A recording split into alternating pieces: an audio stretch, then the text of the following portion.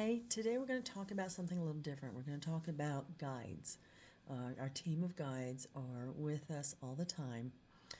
They're in the backgrounds behind the stage crew to help guide us through being human, having a human existence. They can also be called guardians or guardian angels. I like team of guides because to me it covers everyone that's on the team. Your team can consist of your life guide or guides, and this is the one that comes with you when you are in utero. So they're here all the way through until you leave your body at the end of your existence on this plane. So that's a life guide. They're with you the whole time. Oftentimes, we're not as aware of them as we are of the other guides. And the reason is that they're with us from conception to time to cross over or leave the physical body. So our energy kind of incorporates theirs into our knowing of our energy. So they don't stand out. They don't stick out from us. They feel as though they're part of us. So it's the other guides that we usually communicate with because we feel them. They have a different feel.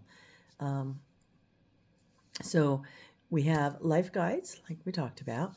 We also have specialty guides, and specialty guides are those who come in for a specific task. So let's say there's something that you're learning or an obstacle that you are trying to work your way through. They will bring somebody, your team, will bring somebody in that specializes in whatever this is that you're working out or working through. And they'll stay with you until you get to the other side of that, and then they move on and you continue on. Another way of looking at this is like grief counselors. We use that as an example. So if you've lost somebody you love, they can bring in a grief counselor, energetic, to help you maneuver your feelings and get through this. You never get over it, but get through this shock and imbalances so that you can heal and move forward. Then we have animal guides. Oh, wait, let's go back to the non-animal guides. We also can have deceased loved ones come into our teams. And it can be ancestors that we've never even heard of, way, way, way, way back. So they can join our teams and help us as well. So it can be ancestors of old all the way to modern day. So they can join our teams with our permission, doesn't have to be conscious because they're working on an energetic level, and they can join our teams. So, okay, back to animals. Animal guides. We are born with an animal guide for the whole life, just like a life guide when we're conceived. Sorry, that just so we have animal guides. So we have an animal life guide. So one way, if you don't already know what yours is to think back as a child, what animal or insect or critter really called to you. I know some people are like, oh, unicorns or oh, dolphins. If you have this really big draw to it, chances are that is your life animal guide.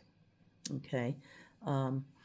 And for people who are animal communicators, we have a lot of animal guides that came in with us.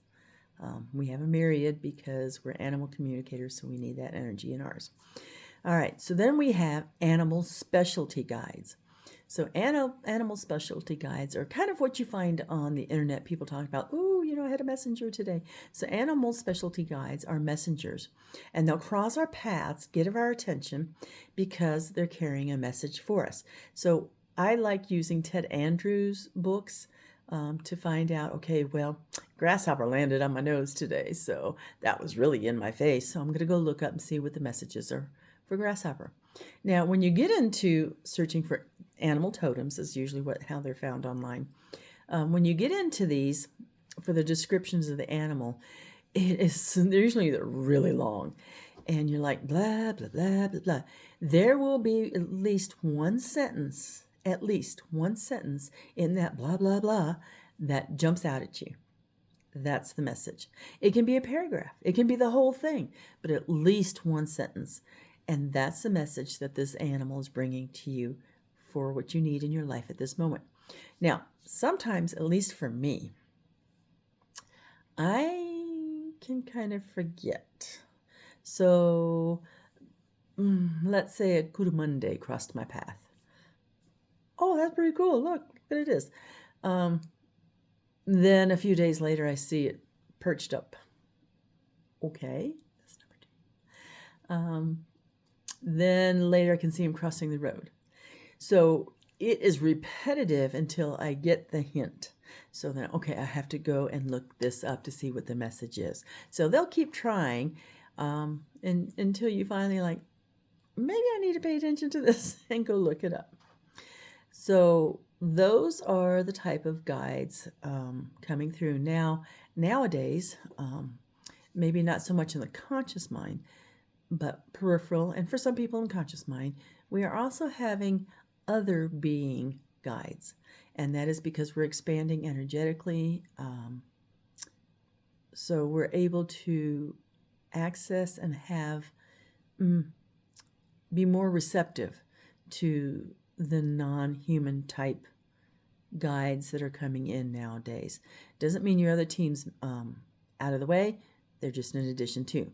Having said that, over the last few months, there has been kind of like a changing of the guard. So for me, my relatives are still there, and a lot of my team is still there, but there's new beings coming in now. Again, because we're expanding our perception and our energy frequency is getting higher, so we're more open to getting more information, having more guidance. So there it is. We are going to continue along with, maybe next time we'll talk about higher self. Maybe we'll see.